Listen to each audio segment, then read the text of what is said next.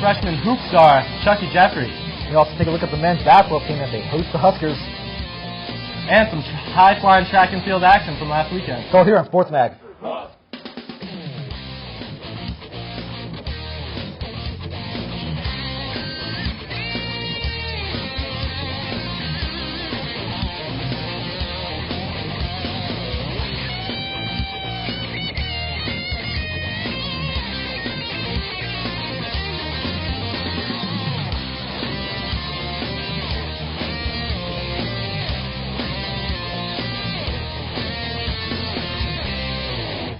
Hey everybody, welcome to another installment of CU Sports Mag. I'm Luke Rosenmeyer, sitting alongside Ron Knabenbauer. It was a big weekend, or week I should say, for the men's basketball team, but before we go there, we're going to hit to the women's side. That's right. First, we'll take a look back at earlier in the week when the women's basketball team hoped to gain a much-needed conference road win against the Jayhawks in Kansas last Thursday. However, the Jayhawks never relinquished an early lead and defeated CU 75-64.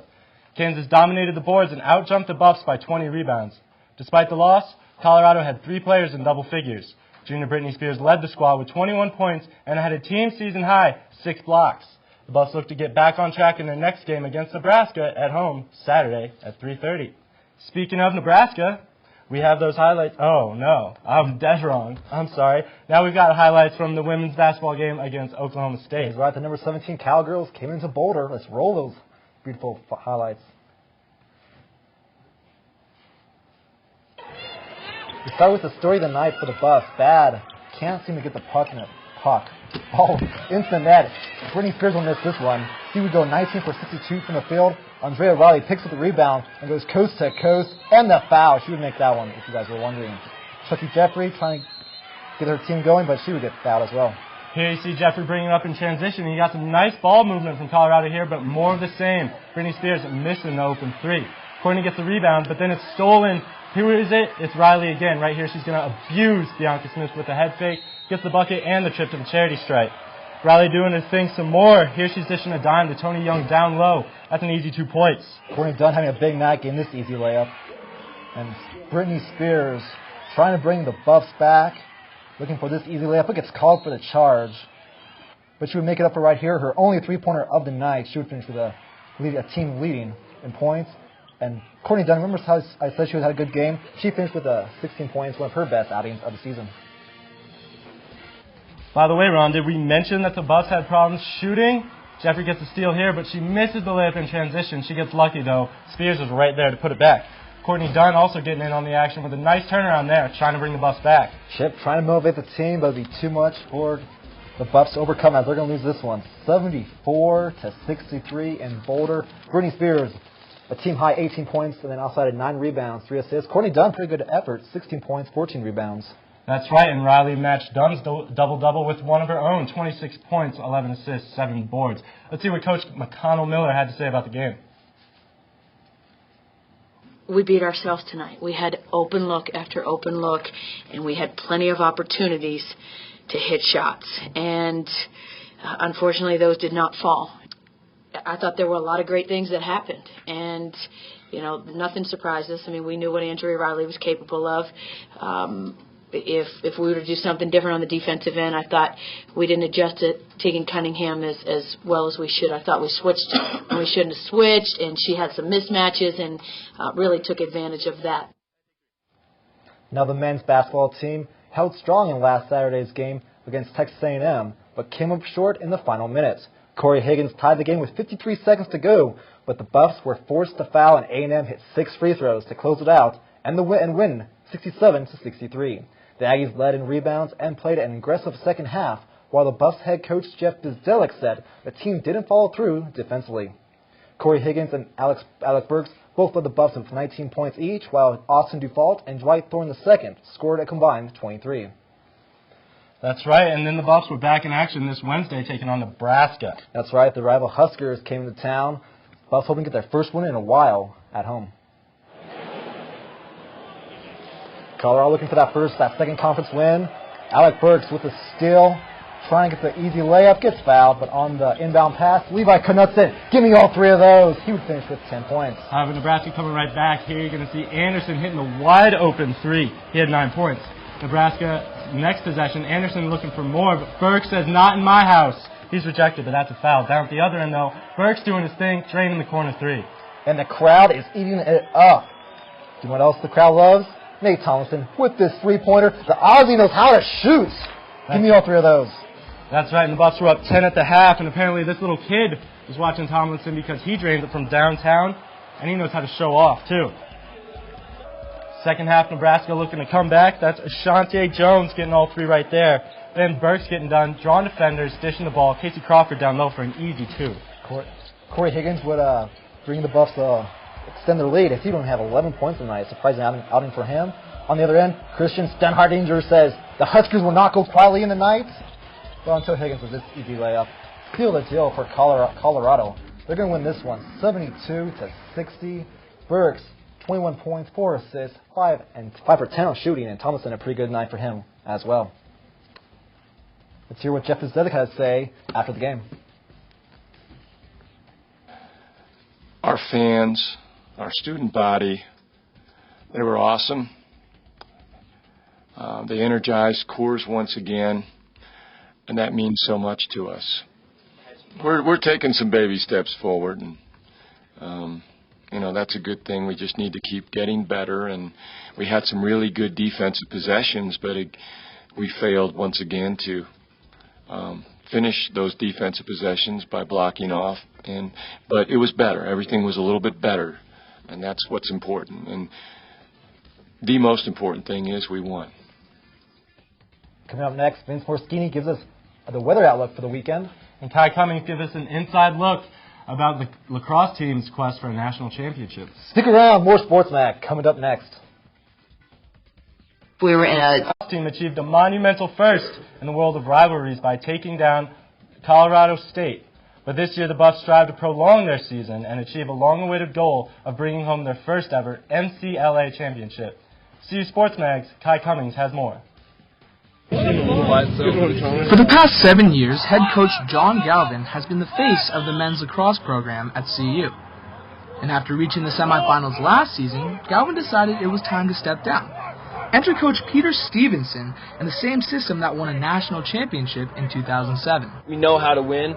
Last season we made it to the Final Four. I think it's a winning attitude right now, so I think that's what we got going for us. And with an All-American defense coming back, it seems like the offense has to pick up the slack. Our main goal is to build on our offense. Last year we had one of the best defenses in the nation. It's like we got through the Final Four, and I'd say our next step's going to win the championship. New coaching staff's great. Pete just brings a different attitude, a lot more, you can do a lot more supportive coaching staff, if you will. Coach Stevenson has instilled the attitude and personality of a winning program. It's a step-by-step process. You got to get better individually, and you've got to get better as a team at the same time. What's one of your favorite things about being here at Boulder? It's a beautiful place. Your mountains are on the wrong side for me. I'm a little confused as I drive around, but the atmosphere, the attitude of the people here has been a lot of fun. Everybody's very nice and welcoming. It looks like the Buffs have been building upon last year's Final Four performance, but with a new head coach, some new strategies, and the same firepower as last year, this season should be one to remember for the Buffs. They'll be playing their first regular season game against New Hampshire, March 5th, 7 p.m., right here on Kittredge Field. For CU Sports Mag, Kai Cummings. Now from the lacrosse side, we go to the football side. Dan Hawkins' recruiting trail is drying up fast. National Signing Day is next Wednesday, and CU is the only school in the Big 12 to not have a 4- or 5-star recruit. Now, this is in stark contrast to the last 2 seasons where the team had a combined 12 4-star players. This, according to Rivals.com. The Buffs' only 5-star recruit in recent years, Daryl Scott, quit the team last fall, and the Buffs' only 4-star commitment this year was Lakewood running back Mr. Jones, who decommitted from Colorado to Texas A&M in December. Experts blame Hawkins' lame duck status as part of the reason for hot recruits looking elsewhere. Now, Colorado Tennis recorded their first loss of the season on Saturday against number 22 ranked Vanderbilt. The Buffs came out with the Rapid Rackets in hoping to defeat the Commodores in their spring season opener. Sophomore Michaela Jensen defeated Vandy's Rachel Dillon, but this would be the only win of the day. At singles number 1, senior Monica Maluski put up a good fight but fell short. Vanderbilt took the doubles point as well as the other 4 singles, making the final score 6-1. Although it was a tough loss for the tennis team, the team feels positive about what they have already accomplished and what lies ahead. Man, that was a real rough one for the tennis team, wasn't it? It really was. Now we're going to toss over to the weather site where Vince Morschini gives us this weekend's weather report. Thanks, guys. I'm Vince Morschini with this weekend's Boulder weather. Now let's check out the national weather map.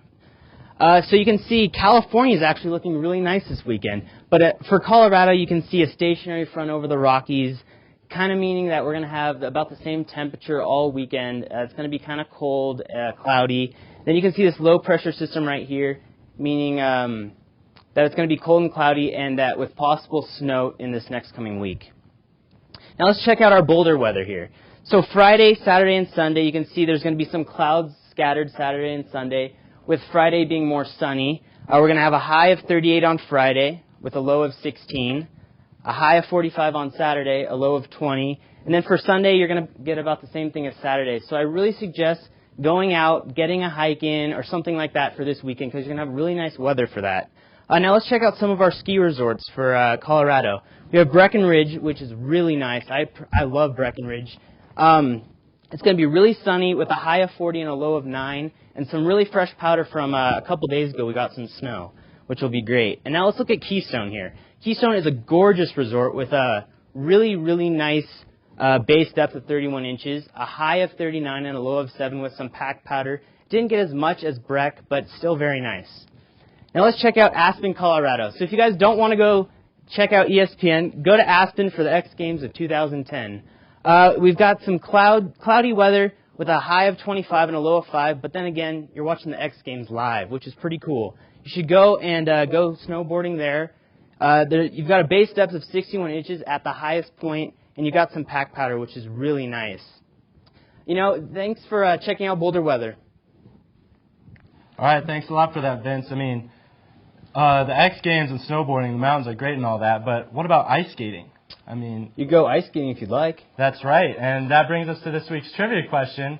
Everybody knows you can go ice skating at the rec center on campus, but there was a time over 75 years ago when you could skate on a location you wouldn't expect. That brings us to this week's trivia question. Where on campus could you go to ice skate besides the rec center? We'll reveal the answer later in the show. I'm thinking maybe 10th and University, I think was a good place to ice skate back then. I'm thinking... no, I have no idea. No idea. Varsity Lake? I think so. Varsity Lake? All right. We'll see.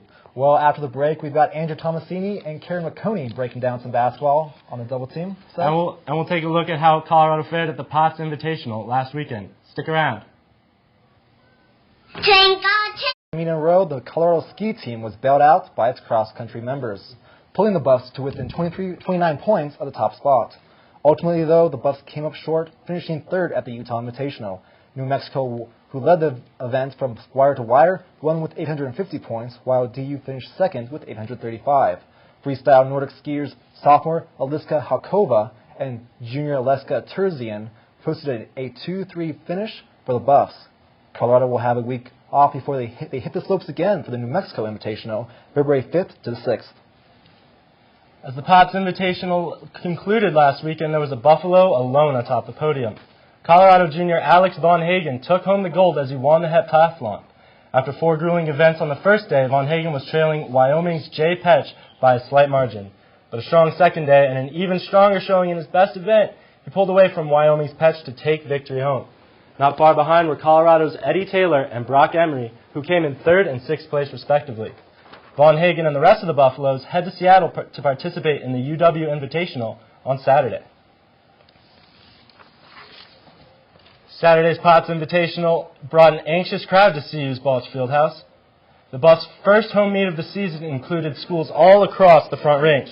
CU planned on spoiling their trip to Boulder.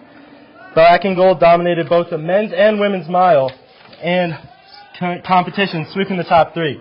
The sky was the limit for Colorado's high and long jumper, taking first in both categories. It's safe to say that the opposing teams left Boulder disappointed. Now we're going to throw over to the double team set where Andrew Tomasini and Karen McConey will break down some Buffs action. Take it away, guys. This is Double Team sitting alongside Karen McConey. I'm Andrew Tomasini. Karen, we saw CU take on Texas A&M on Saturday in a matchup down in College Station. Lost in a dogfight, 67-63. Returned to play on Wednesday night at the Coors Event Center and took on Nebraska as they won handily versus the cellar dwellers of the Big 12, 72-60. Karen, I want to ask you, what was the biggest improvement and or difference between those two games in your mind? Well, we had a lot of trouble scoring against A&M. We only had 5 scorers overall, and 4 of those were in double figures. A&M had 7 scorers, and 4 were in double figures. We were also out-rebounded big time. Brian Davis really killed us in scoring and in rebounds. We don't really have a big guy with a lot of bulk like that, so that's one of our biggest problems. And, you know, and I don't think that I think you hit the nail on the head right there. That's Colorado's huge problem, is that they lack the depth underneath, the size, the height. They just can't keep up with these larger teams who are out-rebounding them pretty much on every game. So, I mean, that's an awesome observation there. Right. Against Nebraska, we really improved with scoring. We had 8 CU scorers, 3 in double figures, and Nebraska only had 1 scorer in double figures. And I think that had a lot to do with us following through defensively, too. Ever since we played Oklahoma State, Coach Bizdelic has been really stressing the defense. That's kind of been our Achilles heel. We forced 16 turnovers against Nebraska, and that actually earned us 7 extra points. So you could definitely see the improvement there. Yeah, I mean, everything you said I completely agree with 100%. And as we look forward down the road to Big 12 play, you know, we're going to see them improve a little bit because they're going to understand how to kind of play within their realm and, you know, just kind of work the offense. And, you know, they'll get it down. And defensively, like you said, Coach Bizdelic is really harping on that, so they're going to get that done. When we come back from the break, though, Karen, we're going to talk a little bit about Alex Burks and Corey Higgins and then talk about Iowa State on Saturday night. Americans drink 400 million cups of coffee every day. We're going to talk a little bit about Alec Burks and kind of touch on Corey Higgins as well, but Alec Burks, the outstanding freshman, what do you think of him so far? Well, he had 21 points against Nebraska, so he really stood out there. And what's great about him is that he's been scoring double figures in every game that he's played in so far. And coming out of high school, playing 33 minutes per game on average is really impressive. He's been pretty consistent. Absolutely. You know, the one thing that I kind of like to sort of stay away from, and not to say that it's a controversy or anything, but lately we've been seeing Coach Bizdelic rely a little bit more on Burks when it comes down at the end of games, before halves, taking that crucial shot to kind of put them up with, you know, little bits of time to play. And, you know, you saw in the Texas A&M game there that Texas A&M, they were up by 2 with 30 seconds left. Colorado calls a timeout, and who gets that shot? Well, it's Alec Burks rather than Corey Higgins. And, you know, Corey's been here 3 years. He's paid his dues, and he's explosive as well on the offensive end, so I do not want Colorado to forget about him. But let's look forward to Saturday now as we go to Ames, Iowa, and take on the Cyclones of Iowa State. Right. The last time we played Iowa State last season, we actually lost 70-42. I don't know what happened there because we actually beat them at home. But the good thing is that they basically have the same roster as last year, the same main guys, and we have a couple great newcomers. Absolutely, and I think you hit the nail on the head right there. Again, you're working with a hammer today, but hitting everything on the head with the nail. But listen, long story short, Craig Brackens, 24 points in the loss last year, 26 in the win at Iowa State. We've got to contain him. And they also have a junior college transfer, Marquise Gilstrap from Gulf Coast Community College down in Florida. Huge scorer, averages about 30 points per game in 7 games over last season in the JUCO season. So we're going to have to hold him down. But for Double Team, Karen Marconi, Andrew Tomasini, let's go back to the desk. Thanks, guys. Now we're going to take a quick break, but stick around for more Sports Mag. We'll have that answer to that tough trivia question. And we caught up with freshman basketball star Chucky Jeffrey. Don't go away. Town of Boulder long enough, you know there's one thing most residents take the extra effort to do, and that's recycle. CU Sports Mag's Matthew Seawick shows us how the end of the football season fared for the only zero-waste stadium in the country. Students and fans of CU Boulder have come to cheer on the Buffs in their last game of the season. But as most enjoy watching the game, a few volunteers spend their time sorting garbage. The fact that we're out doing this and making this visible and trying to make this issue known is a huge deal. Folsom Field is home to the only zero-waste stadium in the country, This process, started by Recycling Services, ensures all trash that can be recycled or composted is. But once all the fans leave, the work has only just begun. I felt like I had an obligation to watch what I was throwing away and, be more conscious of that. Then I really got into the whole kind of environmental movement. Ever since CU created the first campus recycling program in 1976, CU Boulder has consistently been a leader in recycling. This zero waste program is now being attempted in stadiums all over the country, trying to follow in CU's footsteps. I think we definitely are, as the first school that's tried to institute this kind of thing, role models. The next stop is here in the Intermediate Processing Facility, where 10,000 pounds of recyclables are processed daily. Students work sorting and shipping items to recycling facilities for reuse. And although it did snow yesterday, the campus landscaping underneath it all is made directly from collected compost. And this rich soil and moisture brings back that diverse plant life on campus every spring. Since the program began, the complete process has expanded dramatically as it cuts costs and saves valuable resources, because one generation's trash can nourish the environment for generations to come. Matthew Sewick, CU Sports Mag.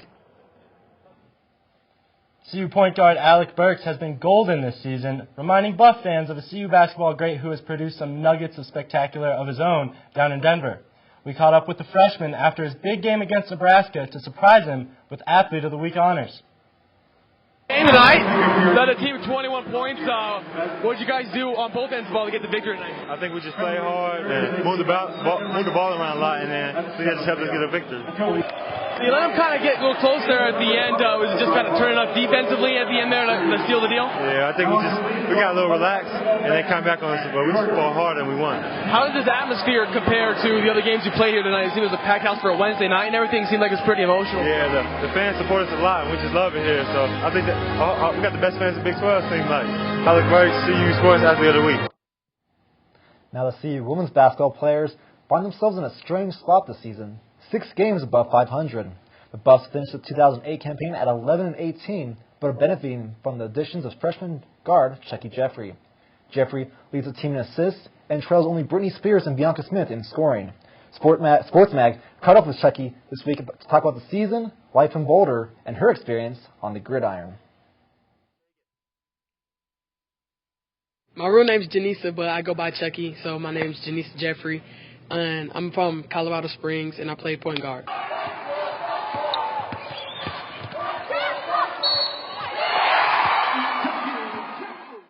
In high school, it was more like a real family because, my sister played 2006. I had cousins on the team, and my little sister played before I left, so it was like a real family. And when I came up here on my visit, I met all the girls on the team and everything, and coach, it just felt like I needed to be here. Every team in our conference is a hard-nosed team. Every player on the floor can play ball. From a team standpoint, I want us to make it to the NCAA tournament.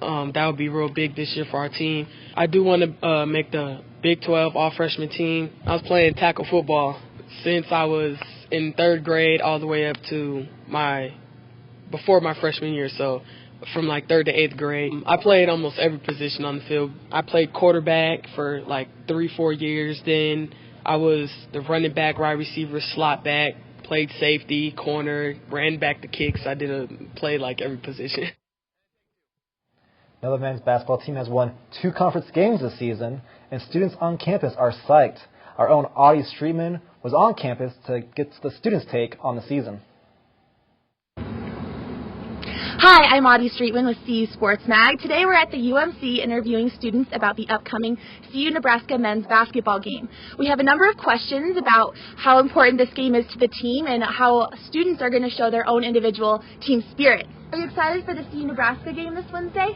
It's going to be a great game. I think CU's got some chance of winning. I'm so excited. I can't wait. Be a good game? Oh, yeah, it'll be a good game. Of course, CU will win because CU is awesome and Nebraska is Nebraska.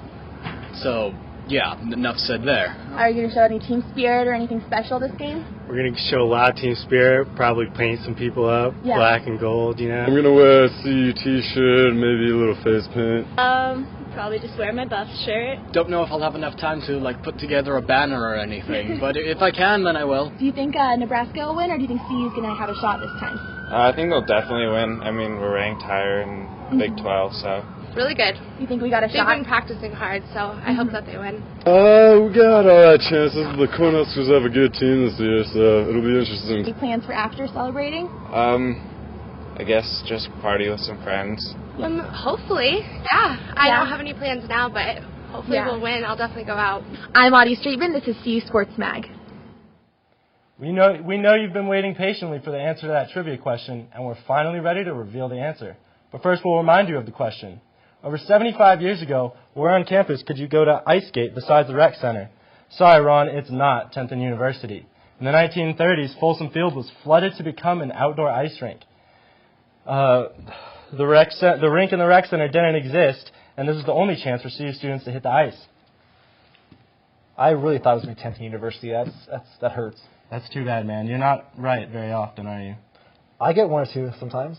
All right, well, that's all the time we have for today. For Ron Knabenbauer, I'm Luke Rosenmeyer. Thanks for watching CU Sports Mag.